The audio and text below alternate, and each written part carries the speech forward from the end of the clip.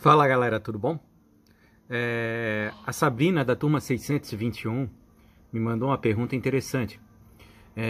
Na lista de exercícios, aparentemente tem um problema que é igual. Aparentemente, por quê? Eles perguntam sobre qual a probabilidade em um deles no seguinte evento, tá? Uma moeda lançada 3 vezes.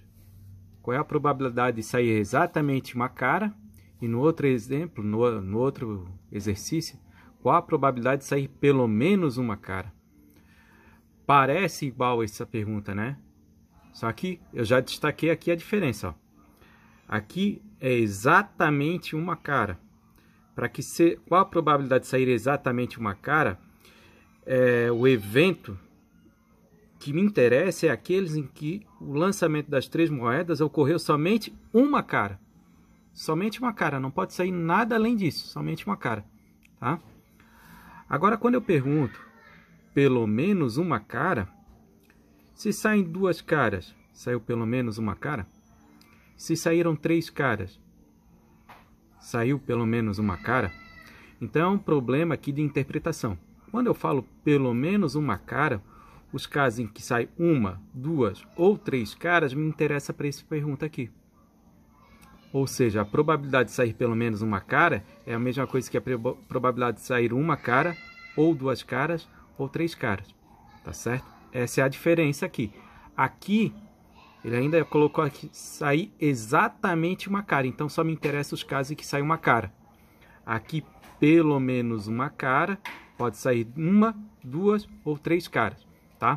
Eu vou resolver para vocês verem a resolução, tá? Mas a dúvida da Sabrina, da turma 621, gerava em torno da diferença dessas perguntas. Bom, eu vou começar calculando a probabilidade de sair exatamente uma cara. Então, vamos seguir aqui, ó. Para sair exatamente uma cara, eu vou primeiro calcular o tamanho do espaço amostral, que são todos os resultados possíveis do lançamento das 3 moedas. Então, eu coloquei aqui, ó, por princípio fundamental da contagem, o primeiro lançamento, o segundo lançamento e o terceiro lançamento da moeda.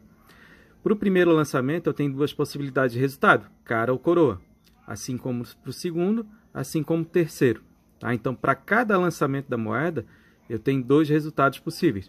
Então, 2 para o primeiro, 2 para o segundo, 2 para o terceiro. 2 vezes 2 vezes 2 vezes 2 é 8. Ou seja, o tamanho do meu espaço amostral é 8. Há 8 resultados diferentes no lançamento das 3 vezes dessa moeda. Tá? Bom, para o meu caso, o evento que eu quero entender o evento que a gente está entendendo calcular a probabilidade é o caso em que somente sai uma cara, exatamente uma cara, ou seja, uma cara e 2 coroas. Como que eu vou contar isso usando análise combinatória? Se vocês pensarem, eu tenho como resultado já específico uma cara e 2 coroas. Ou seja, eu vou organizar essa uma cara e essas 2 coroas em todas as maneiras possíveis. Ou seja, é possível que saia a cara no primeiro lugar, no segundo lugar ou no terceiro lugar, não é? Ou seja, isso é uma permutação desses 3 resultados. É uma permutação desses 3 resultados com 2 repetições. Tá? É esse caso que me interessa. Só um momento. Então eu vou calcular aqui. Eu tenho 8, já voltando aqui, né? Eu tenho 8 no tamanho do espaço amostral, 8 resultados diferentes. E para que saiam uma cara e 2 coroas, eu tenho uma permutação desses 3 resultados, onde eu tenho 2 repetições de coroas. Ou seja, isso é uma permutação de 3 com 2 repetições. Calculando essa permutação, fica 3 fatorial sobre 2 fatorial, ou seja, o tamanho do evento sair uma cara são 3 resultados. Tá? Então, a probabilidade de sair exatamente uma cara é o tamanho do evento sobre o tamanho do espaço amostral, ou seja, 3 de 8. Calculando essa percentual, dá 37,5%. Tá? Aqui embaixo, eu montei para quem interessa, a árvore de possibilidades. Tá? Então, tem aqui, ó, saindo coroa no primeiro, cara no primeiro e assim sucessivamente. E se vocês observarem aqui, para que saia somente uma cara, só tem 3 possibilidades. Considerando cara aqui, né? K. Então, ó, aqui está uma, aqui está a outra e aqui está a outra. São esses três resultados possíveis. Dos 8 possíveis, então os 37,5%, tá? Isso é para que saia somente uma cara. Agora, a outra pergunta era aquela em que sai pelo menos uma cara, tá? Para que saia pelo menos uma cara, pode ser aqueles casos em que sai uma cara, duas caras ou três caras, tá? Esse é o problema agora. Então, eu vou fazer um caminho inverso, tá? Para a resolução desse problema. O que que eu vou fazer? Como me interessa só o caso de que sai uma cara, duas caras ou três caras, eu vou pensar em qual a probabilidade de não sair caras. Ou seja, não nos interessa o caso que não sai cara. Eu vou calcular então a probabilidade de não sair cara. A probabilidade de não sair cara é aquela em que sai três coroas, né? Coroa no primeiro lançamento, coroa no segundo lançamento, coroa no terceiro lançamento. Ou seja, eu vou permutar esses três elementos aqui, tá?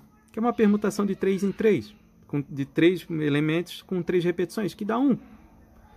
Se vocês olharem lá na árvore de lógica que eu montei antes, para que saia 3 coroas, só tem esse caso aqui, ó.